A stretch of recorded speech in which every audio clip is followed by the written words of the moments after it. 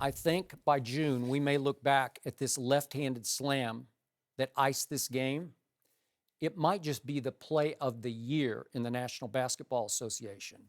Yet, that outrageously spectacular left-handed slam was exactly why Kevin Durant is no longer Russell Westbrook's teammate, because it was a wrong-headed play. It was ill-advised. It was the wrong play at the wrong time in a dicey, close game after Oklahoma City had lost 4 in a row and at home was up 103-100. This is exactly the kind of Russell Westbrook solo mission that drove Kevin Durant crazy. And I have been ahead of this story for 5 years. I've talked about it on my old show relentlessly. Kevin Durant would get mad at me for talking about it, but I'm going to bring it up again because Kevin Durant is a basketball player. He was schooled correctly. He was coached and tutored correctly coming up. If Kevin Durant wanted to average 10 assists a night, I believe he could because he's a very skilled, I'll even go to gifted passer of the basketball. Kevin Durant can be unselfish in the flow of a team, and the reason he chose Golden State is they do play unselfish, move the basketball. In this case, with 12 seconds left, Oklahoma City has the ball up 3, and this kid, Alex Abrines, goes on a Westbrook special solo mission of his own, fumbling, stumbling, bumbling toward the basket, and missed an ill-advised layup. Ball's free, up in the air. It looked like Houston had controlled the ball and was going to get a shot to go the other way and tie the game. Out of bounds, but it was off a rocket. They had to go look at the videotape.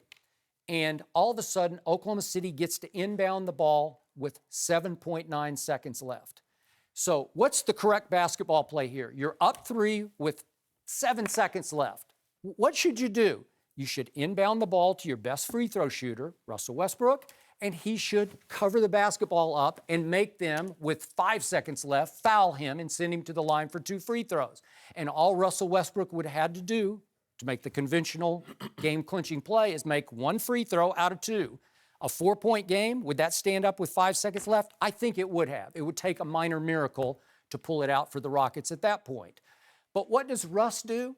Curls off a pick, takes the inbounds pass, sees a little opening, and he just can't help himself. See basket, attack basket. Yep. And then Russell switches hands in midair as he's challenged by Clint Capella, who's no small guy, to the left hand, and he starts losing the ball in his left hand. It came free for a second. He has to kind of try to re-catch it and re-grip it as he's going up toward the rim, and he did. And he slammed it. It was as nasty a slam as you will ever see. It was posterizing poor Clint Capella. It was as spectacularly an athletic play as you will ever see in an NBA game. It took my breath away.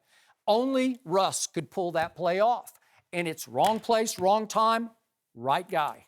This is who he is. That summed him up. It was so Russell Westbrook. And it was still the kind of play that would leave Durant standing over on the wing saying, "What are you doing?" Yet they won the basketball game. And I think they're going to win enough basketball games to be the 4th seed in the playoffs. And I believe Russell Westbrook's going to be the MVP. And I still give him a shot to average a triple-double. He fell a little short in the rebound category last night. But I thought he won the quote-unquote early season MVP duel with James Harden. And in the end, this was his night, his play, his trademark. And somewhere this morning, Kevin Durant's saying, "I told you so." And Kevin Durant is very happy, and Russell Westbrook is happier without Kevin Durant. Skip, in sports, 90% of the time, decisions will not get you in trouble. 100% of the time, indecision will. And that's why that play was successful for Russell Westbrook. Because he had no doubt. Once he got that ball, as you can see, the Houston defender came to foul him, but he was gone. He's like, no. I also think because he had missed a free throw earlier with about 28 seconds left in the ball game. He made the second one. He says, "You know what? I don't want to go to the free throw line. I'm going to the rack." That's LeBron-esque. I'm going to the rack. Because here's what happens, Skip. Sometimes you can do the right thing at the wrong time. You can. And this is what and people are going to look at this and say, well, what he should have done.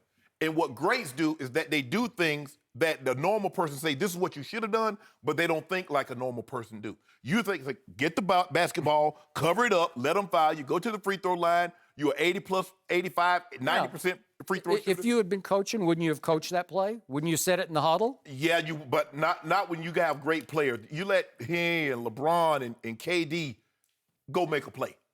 And I'm going to trust him because who else?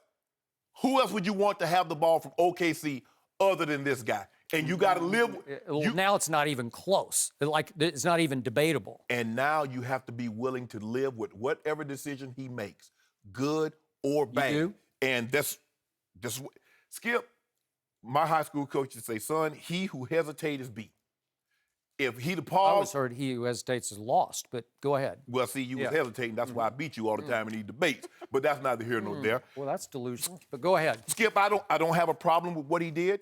I believe in him, and you must be willing to accept the good, also the bad. And you know some of that's going to come. You know the volume shooter that he is, the assist man that he is, the rebound man that he is. He's also a turnover machine also.